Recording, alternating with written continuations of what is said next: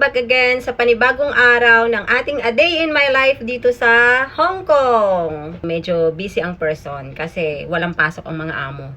Tapos, general cleaning kasi nandito naman sila, so may mag-aalaga ng alaga ako. Hindi ako nagluluto ng lunch kasi sa labas sila kumakain. Tapos, ngayong afternoon, punta ako ng market day para sa buong isang linggo naming magkain. Dito ulit tayo sa ating room. Saan pa ba? Siyempre dito lang naman. Kailangan nating mamalengke. Kung hindi, wala kaming kakainin ang buong isang linggo. Kailangan nating magtali ng buhok kasi sobrang init. Tali lang natin yung hair.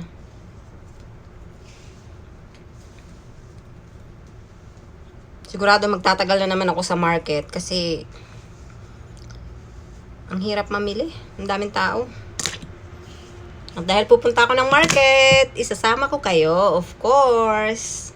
Lagyan ko lang ng headband kasi tingnan mo naman yung aking mga hair. So, lagyan lang natin ito. Para hindi masyadong lumalabas na yung aking mga sumpa. I'm ready. Bago ako pumunta ng market, syempre may nakaredy akong listahan. Mahirap nang may makalimutan, di ba? Para sigurado ako na mabibili ko lahat. And then, of course, itong aking mahiwagang shoulder bag. Kasi nandito yung aking mga kayamanan. Yes. Tara, samahan nyo ako. Punta tayo ng market. Unang part ng ating pamamalengke ay mag-grocery muna tayo. Bago tayo dumiretso ng market. So, tara. Dito na tayo sa grocery. Nakarating na nga ako ng grocery at syempre, ang una kong kinuha ay ang push cart. Medyo marami-rami kasi yung bibilihin ko ng mga araw na yan. Pagpasok pa nga lang ng supermarket, mabubungaran na agad itong mga prutas. Bali, apple nga lang ang binili kong prutas dyan kasi usually sa market talaga ako bumibili. Kumuha din ako ng Yakult para sa alaga ko. Iniinom niya yan tuwing lunchtime. And of course, yung gatas na iniinom niya naman pang morning. At syempre, hindi natin makakalimutan ang egg. Napaka-importante yan sa breakfast namin. Kumuha din ako ng light soy sauce kasi naubusan na kami, and of course the chicken stock na ginagamit ko siya sa mga pangluto-luto. Syempre hindi rin pwedeng kalimutan ang bread kasi yan ang kinakain namin tuwing umaga, yan ang almusal namin everyday. Kaya naman kung mapapansin ninyo, madaming klase akong binili. Para bahala ng mga amo kong pumili dyan kung aling tinapay ang gusto nilang kainin. Pagkatapos kong ang mabili lahat, naalala ko, naubusan na pala kami ng inumin. Charis. Panglinis pala. Naubusan na kami ng bleach. Kung kaya naman, ayan, bumili ako ng 1 galong bleach. At pagkatapos no, nagbayad na rin ako. Market naman.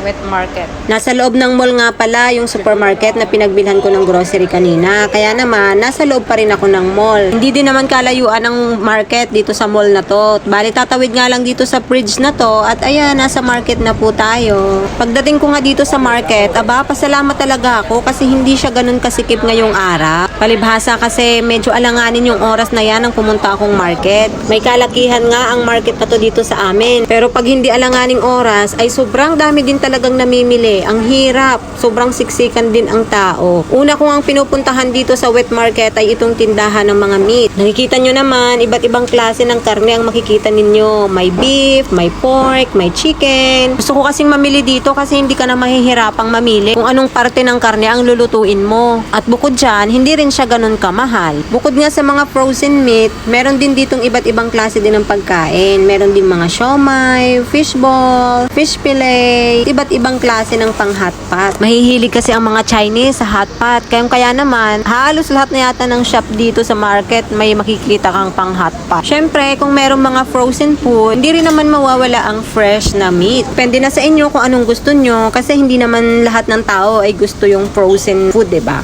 Mas prefer nila yung fresh. Pagkatapos kong mamili ng mga meat, miretso na ako dito sa literal na wet market. Dito yung mga seafoods na, yung mga isda. Lang alamang puro meat ang tatakain ko sa mga amo ko, diba? Syempre, may seafoods din dapat tayo. Usually talaga, pag nagpupunta ako ng market, dito ako natatagalan. Nakakailang ikot ako dito sa wet market na to bago pa ako makabili ng isda na bibilhin ko. Daig ko pa talaga yung mga 10 kilong isda ang bibilhin. Ang totoo, isang klase ng seafood lang talaga ang kailangan ko. Kapag pumupunta papunta ako dito, halos iniikot ko ng 3 beses muna ang buong wheat market bago pa ako makapili ng isda na bibilhin ko. Paano ba naman kasi, hindi ko naman malaman kung anong isda yung bibilhin ko. Hindi ko alam kung paano lutuin, kung anong klase ba yung gusto nila. Kaya naman bandang huli, sa kakaikot ko, dun lang din ako babagsak sa usually kong binibili kada linggo. Kaya every week talaga, halos yun at yun lang din talaga yung isda na kinakain nila. Buti na nga lang talaga at hindi sila nagre-reklamo. Mahirap din naman kasing bumili ng isda na hindi ko naman masyadong kilala. Mabuti nga sana kung magpapakilala sa akin ang mga isdang yan.